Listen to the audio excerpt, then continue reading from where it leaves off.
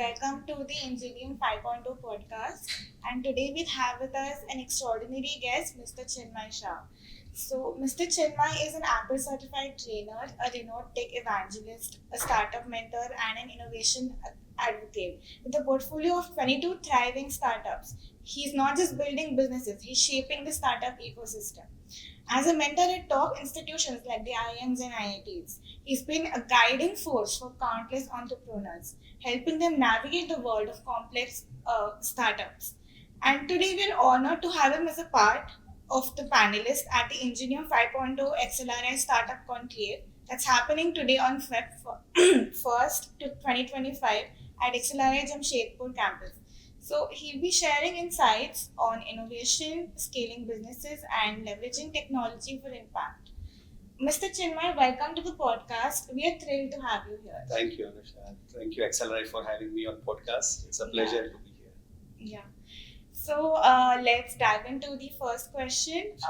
What inspired you to embark on your entrepreneurial journey, and how did your early experience shape your career path? Well, I come from city of Ahmedabad, which is a entrepreneur's land where business lives in blood. And I come from a fourth generation business owner family. My great grandfather, my grandfather, my father, now me, and hopefully my son, will continue the legacy. Yes, I have been blessed in that way. My IT business was started by my father in 1984 by name of Crescent Electronics Private Limited. And we were the first in Gujarat, probably in India also, to start computers, home computers from Texas Instrument. And we used to import and sell it pan India. Okay. When I joined in late 90s, 97 to be precise, officially full time, I started with my father, and he made a point that I don't go immediately into a sales cycle. So he made me sit with support engineers, service engineers, made me deliver goods, made me deploy or install IT hardware, and to show me the ground reality. And since then, I've always been a people person. So we understand how things work with customer and with engineer side, and put myself in shoes of each junior to senior most person. Probably that is one of the reason I'm able to understand their needs and do it successfully. Lately, I started another two companies, startups, Starlight Tech Labs. I started Ecomission, now Startup Steroids. So by now I've built 22 plus startups, and largely into fintech, foodtech, and edtech. Okay. Yes. Okay, that was very interesting to hear. Thank you. And so, I would like to know how you see technology transforming the entrepreneurial landscape, and what cutting edge trends should we focus on in 2025? Sure. That's a very good question, Anusha. But largely, entire world is shifting to the buzz is AI. Yeah. I would equally, as far as AI is there, I'm very much staunch follower of ethical AI. Purpose is, there should be use and misuse. Both are in India or worldwide. It's a human nature. Machine learning is somehow underrated. I believe a lot of machine learning can also be done apart from AI. Generative AI is the buzz. Currently, we are working with largely LLM, which is again a part of AI only, wherein it's not only restricted to specific general ChatGPT or currently this new DeepSeek or Claude or whatever chat, but we can with power of technology, you can build your own AI as well. You can build your own model. For example, XLRI wants their own LLM. It can be easily done. It could be right from your student engagement to your past presidents to your alumni to professor, whatever content you want, it can be defined in a single file and it can be given an output. We are building something for legal tech, which is for courts in Gujarat and Allahabad. We are building something for an entertainment purpose, LLM on comic strip. So make your own comic strip. Just enter few keywords and you can build a storyline for your children or your seniors. So it's endless. The beauty of technology is that. Yeah, I think building the LLM for XLRI, that's a very good idea. And it will. And to be honest, currently it looks like a little far-fetched thing. There is no need of it. But in coming years, Anusha will see that this is need of an hour. Each of its institute will have their own. Correct. Yes. Okay. So, sir, you have personally, mentored multiple startups. Correct. And so many startups usually struggle to balance their long-term vision with their day-to-day execution. True. So, how do you go about that? Well, yes, you are right in a way. So as I said, I manage multiple startups.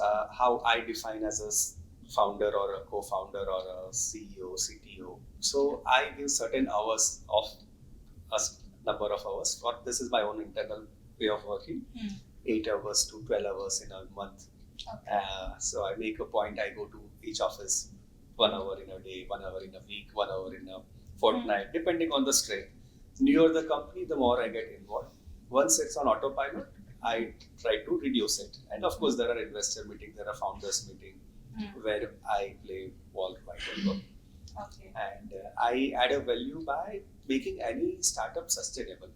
To be honest, whatever little business acumen we have, I try to build a supply chain. I try to build a new dealer network. I try to build distributors, try to build B2B customers.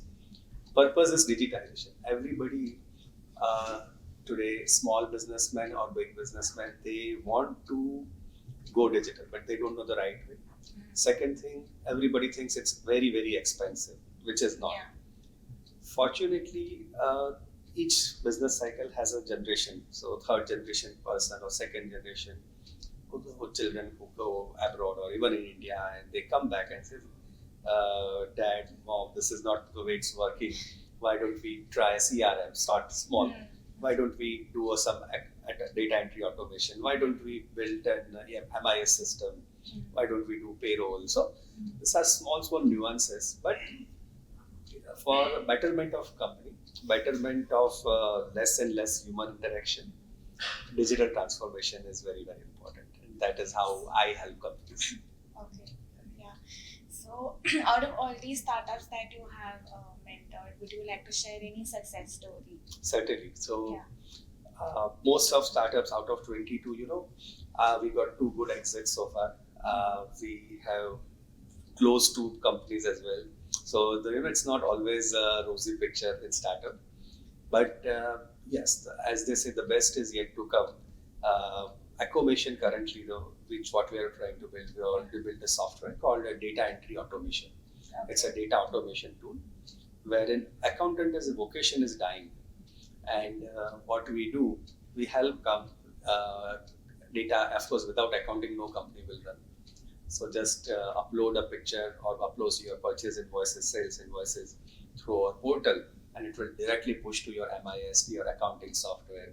Okay. So a peon or a proprietor, P2P, what we call, can be replacing your accountant, or he can manage the show. Second company I would connect is build a product for UAE. It was called 100, and which was a credit card aggregator. That was one of the largest product what we have built. And yes, many more to come. As I said, we are building a legal tag. We are building something in clean energy. So the area is endless, and India is the place for it. Yeah, I think every day must be so interesting. It is. I'm fortunate enough to, very less people get to work what they love.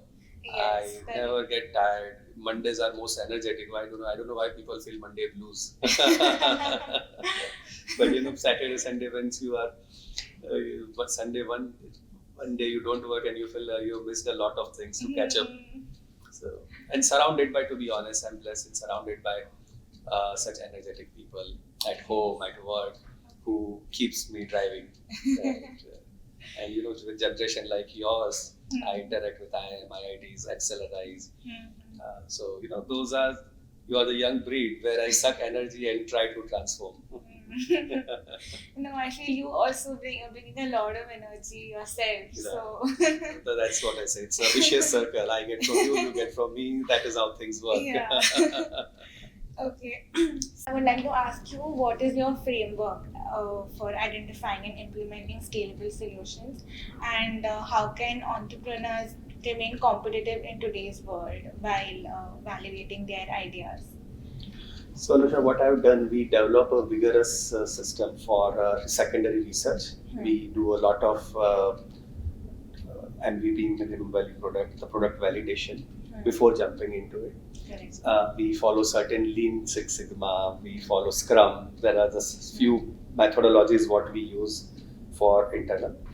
But most important, to be honest, I would like to share, I invest more into people rather than into the product or software or startup.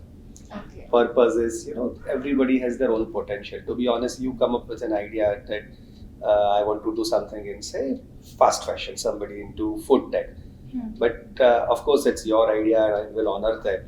But if I see a spark in you that you can be also fit in one of my D2C brand or D2B brand, I will try to, with your consent, and will try to position yourself into that as well, and see where, apart from your fast fashion or the other idea, I can make sure that you do something else as well. What I see you as a fitting in.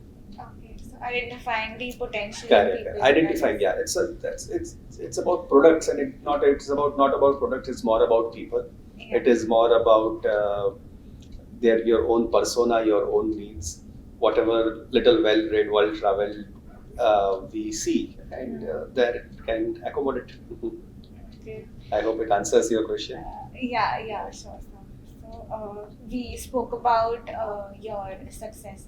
Correct. So I would also like to ask you whether you have faced any failure in your journey. Yeah. So I always believe in fail fast. It sounds very, very contradict to the positivity, but failing is equally important, and that is what has made us rebound in faster way. Uh, there were, as I mentioned, two companies which we got shut down also due to wrong policies, change in governments, change in uh, the behavior of, post COVID things change for good. So there are failures, but again we learned a lot from them. Fortunately, we got the right indication and stopped pouring extra money in it, and got good exit as well. So Okay. it's best of both. Okay. Yeah. So how can startups foster a culture of innovation, and how does leadership contribute to this? Like, how should a leader take it forward? So let's split into two parts. First question Yeah. is, so go frugal. Keep on innovating. Keep on having curiosity. Uh, I'll always see, put everything first in pen and paper, digitize, and then our role would to make it digitize and get things done. Second thing, coming to leadership, whatever you do, it could be a small job, a big job. You are a C-suite, you are a co-founder, CTO. Do it 100%. Do whatever you try to do. Take ownership of it. Without ownership, no one will work. And consider each day as this is your last day. Put it yourself in a way that this is something what I want to do and I want to finish. Give yourself 100%. I know it sounds very, very cliche, but that is a mantra. Yeah, I think it's constantly thinking about that. And yes, you have to give your 100%. Correct. And build curiosity. Never say yes sir, no ma'am, yes sir, yes ma'am. Purpose is, if you don't understand, ask him or her, your founder, co-founder, your colleague, your peers, what is it about? Think it in way how you will do it if it's your own company. It's yourself. You'll put yourself in their shoes and think over and give a suggestion. So never try to skip anything or do for the sake of doing if you don't understand. Arguments are good. Okay. Yeah. So what advice would you give to XLRI students who are aspiring entrepreneurs? Yes. And So also, can you please shed some light on startup steroids? sure. So XLRI students, I'm so happy to be part of your institute. This is very energetic people. I love your faculties are excellent. The kind of work you are doing, campus is very vibrant. uh, do bring the spark in you, do whatever your innovation ideas are excellent. uh, Help start building your own company. If not, think that you consider yourself as part of, could it be MNC, could it be a long term thing, could it be a startup, could it be your own business, but do your best. uh, and keep innovating. You have you're part of a legacy institution. Yeah, So correct. keep the baton on. Yeah, but I think the most important question people, I mean, students might face is, okay, is my startup idea actually valid? Is it Correct. actually good? Correct. So how do you know? How do So you it's a know process. Yeah. So it's a process. What we do is there's something called due diligence. There is something called research. So we spend a lot of amount on research in terms of whether there is a market fit or not. If me and you think that this is a good idea, that doesn't mean it will get good amount of money. So more you invest, more you take a risk. So purpose is better always spend in secondary research, first hand research. Uh, Data, internet is free. Just know you should know how to check and what to check. And startup steroids, you were asking what we do. Yes. So startup steroids is a platform what we have built, where we have pool of around 3,300 American investors as well as Indian origins as well as white, who wishes to invest in India. Okay. Now we are here. We have done MOU with XLRI, with IIMs, with IIT of India, wherein we are happy to help your batch. We will be happy to, we can pitch you on our platform. We can connect you with investors who wants to invest in India only. Purpose is, the next future of 15-20 years in India till 2047 is way too high. Yes. Today, when I come from business background, probably I've tried 2 people in a month from smallest country of world. Could it be Brazil? Could it be Malaysia? Somebody from Europe? Somebody from Russia? They approach us with their product and they want to make me as a channel partner for India. Okay. So, and hearing them, I say, and these are not very large companies, Anusha. Okay. These are small companies, but they know my strength. They know that this product I can give justice. They try to, and I always ask them, why India and why you now? If we don't sell in India, we know we won't survive. So, which is a very proud moment for us. Yeah, truly. Truly proud moment. So you shared a lot of interesting insights on startups and your entrepreneurial journey. So I think we would be very interested to know what your typical day looks like. Yeah. I start my day very early, and I start my work around 10, 9:30, 10. Currently, we have physical 3 offices, and but a laptop and a cell phone is office nowadays. I have given, as I mentioned, few hours and few days to each offices, but that is how I plan. And number of hours, 8 hours to 12 hours in a month for a startup.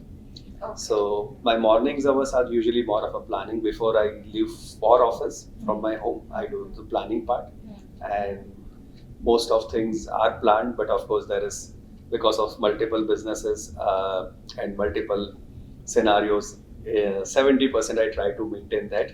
If not, God help me.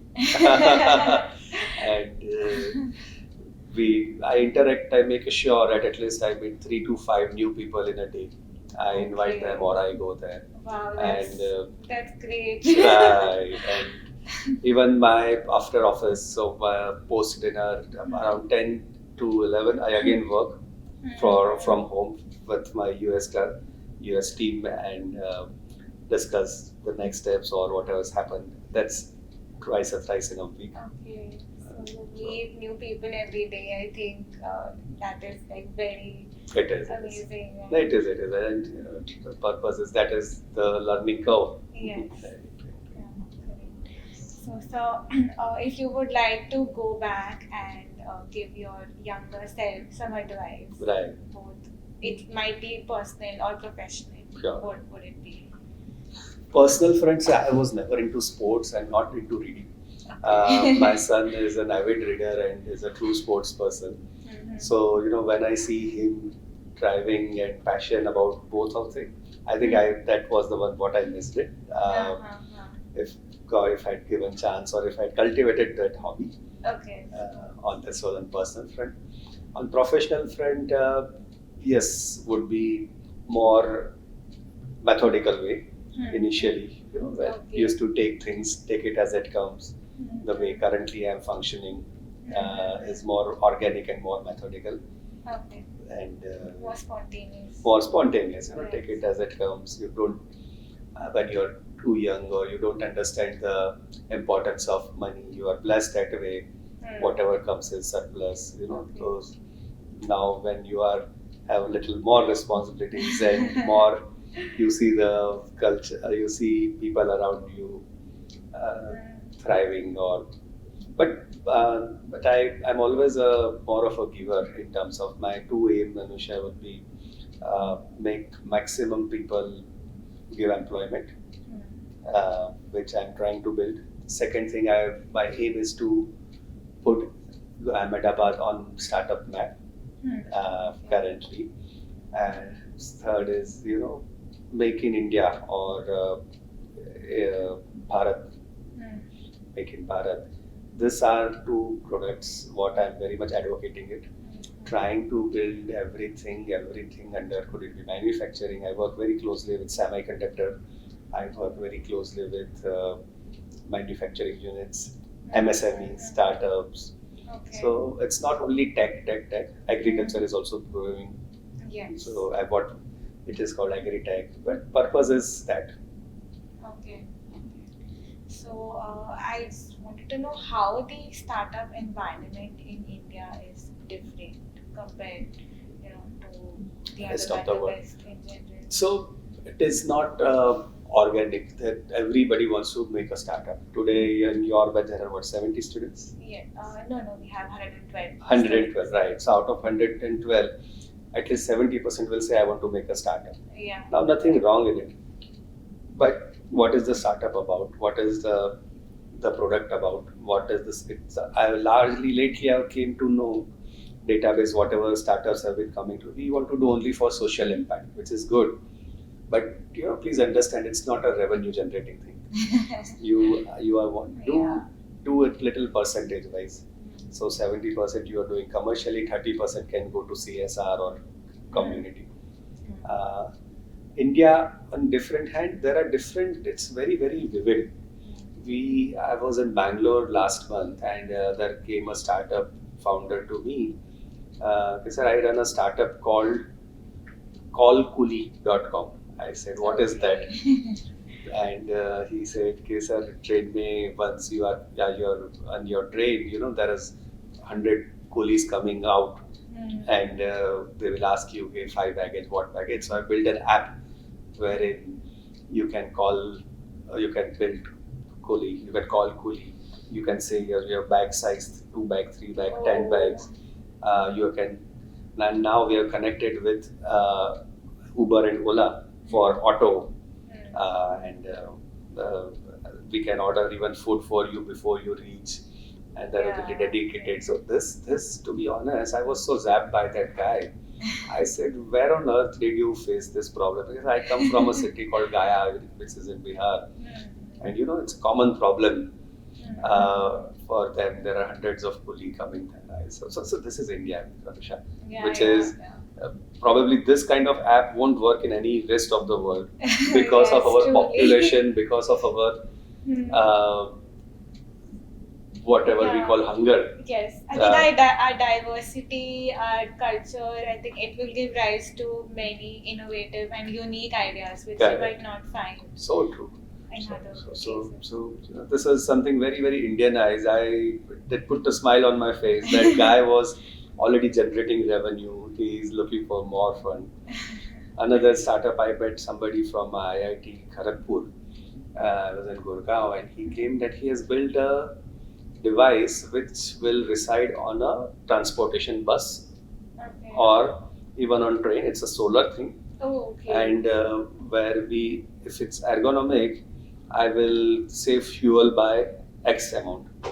And his ask was so minimal. I cannot even tell. Well, so of course intended, and I'm helping him out in terms of the money part. Okay. He doesn't. He said, "I don't 10 lakh rupees." I said, 10 lakh mein kya hoga? This is you are building and saving something very, very big. So this is the beauty about. While of course, because we work in USA, we have their startups also, which are different. For example, currently a startup, they are into nerve PNI, what they call peripheral nerve injury.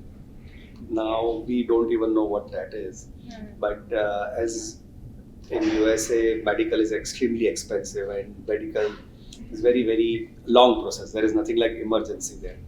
So somebody, if you got hurt by hiking or fall down, doctors might give a 1 week appointment. So this PNI thing, what it does, it's like a bandage for nerves, internal healing. Okay. So it is a doctor B2B product. It's not meant Yeah. by, it's not like a physical consumer bandage, but me and you apply. But so that is different level of innovation. Okay. That company is, from day one, it is 40,000, 40 million company. So these are differences. We should not compare. Let's be happy whatever we are getting. But yeah, I understand where your question is coming from. It's very, very valid. Yeah.